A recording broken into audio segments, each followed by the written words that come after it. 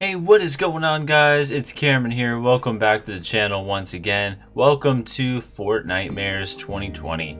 So today I'm going to be dropping you guys some tips and tricks just to help you guys out, maybe help you guys play a little bit better in this game mode. It's super weird, but I'm really loving it. This game mode is so fun. Come back as a shadow and haunt people and just mess up their day. I'm going to share some tips and tricks that I've learned over the course of playing this game for the past day and just hopefully help you guys out. Before we dive into all that, if you guys are brand new to the channel, if you don't mind hitting that subscribe button, maybe liking the video, it really does help me out, keep producing this content for you guys. But yeah, let's jump right into it. So the first thing I just wanted to talk about is landing, because that's the very first thing that happens in every game, regardless of the game mode. So the places that I recommend if you're trying to get a dub is basically anywhere but the ruins. As you guys know, there's like a million people landing the ruins. Now I'm not saying don't try the ruins, because it's still really fun to go there, but it's very hard to make it out of that place alive right now, even as a very high skilled player. The other tip I wanted to give you guys about landing is just land somewhere where there's a lot of material options. So landing at places like Coral Cove, where you can get 1,000 brick every single time you land there, is a very big benefit.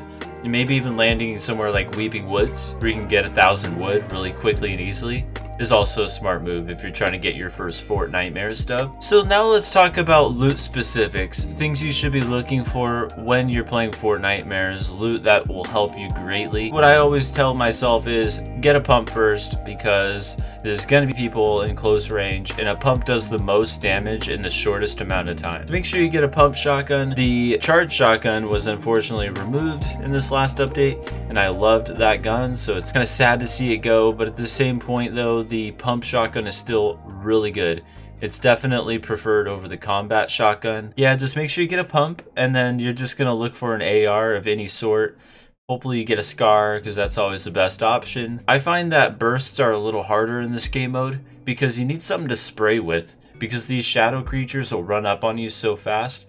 Having a weapon you can spray with, like an assault rifle over a burst, is preferred. But the burst is still really good as well, right? It has that amazing bloom that allows you to like be super accurate and precise with each shot. The burst is still not a bad option. I prefer the assault rifle in this game mode. Then besides that, guys, you just need to find some heals of any sort.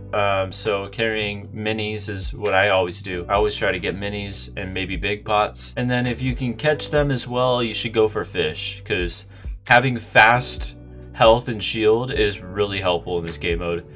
The candies aren't really that good. I wouldn't really recommend carrying any of the candies at this point. Definitely use them when you find them, but they haven't really helped me out a great deal. And let's lastly go over tactics, so strategies to playing this game. Because these shadow creatures can break all your builds in a matter of 1 or 2 hits, getting a lot of mats is super important.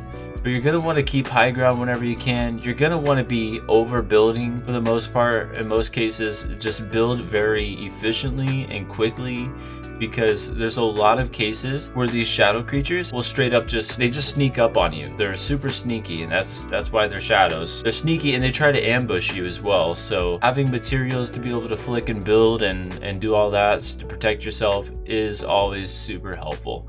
I mean, they just absolutely destroy builds this game. And make sure you're sticking with your duo and squad members at all times. A squad that stays together will win like 9 out of 10 times, 100%. And lastly, I want to go over shadow playstyle. So if you actually die, then you want to go ahead and basically try to ambush people and be sneaky.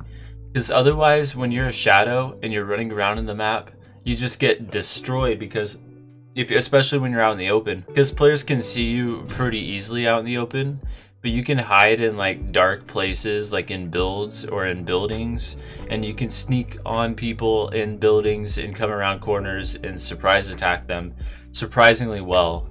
The amount of the movement that the shadows have is actually extraordinary. They can move extremely quickly. You not only get a boost, but you get a super high jump as well whenever you're running around the map. So use that to your advantage, be unpredictable with your movement playstyle, and you guys will be good to go. But yeah, guys, that basically concludes this one for me. So if you guys have any other tips and tricks that you want to bring down in the comment section below, let people know things that's worked for you. And how are you guys enjoying this game mode? Has it been one of your guys' favorites? Like always, guys, this has been Cameron, and you guys have an awesome rest of your day. Peace out.